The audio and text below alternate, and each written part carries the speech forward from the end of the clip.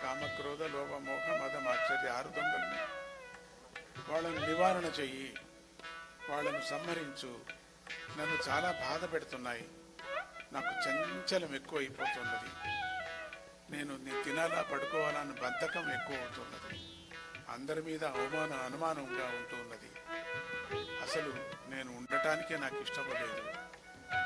మా నౌక అంటే నా పడవ, నా శరీరమే ఒక పడవ కదా, ఈ పడవ ముంచెత్తుతోంది, నా శరీరము నా మనస్సు అంతా కూడా చాలా బాధగా ఉంది నాకు అని చాలా బాధపడి పాడుకునేటప్పుడు నరసింహుణ్ణి మనం అనుకున్నప్పుడు ఖండితం నివారణ అవుతుంది, మనశ్శాంతి కలుగుతుంది. మీరు కావాలంటే చూడండి, చాలా మనస్సు చెడిపోయినప్పుడు ఒక 10 నిమిషాలు కూర్చొని నరసింహదేవుణ్ణి వేడుకోండి.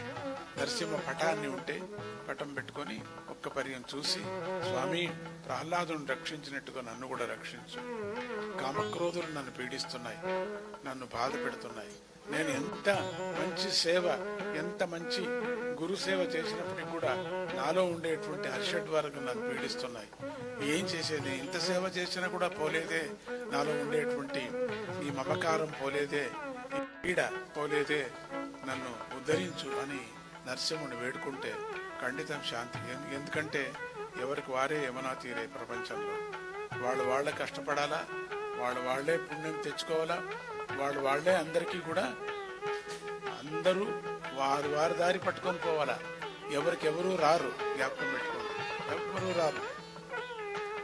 సుకృతం దుష్కృతాలు మాత్రం మన ఎంట వస్తాయి, మిగతావన్నీ కూడా బంధువులంతా వదిలేస్తారు.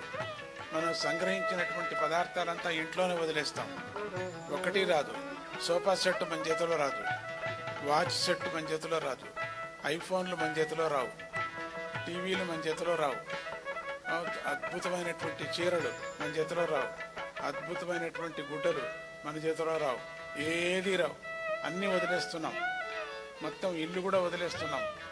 అయిన తర్వాత బంధువులు అంతవరకే వస్తారు, శ్మశానం వరకు, వాళ్ళు కూడా వదిలేస్తారు, స్నానము చేసేసుకుంటారు పీడబాయ్ అని చెప్పేసి. చూసారా ఏం కష్టం మనకు, చెప్పండి.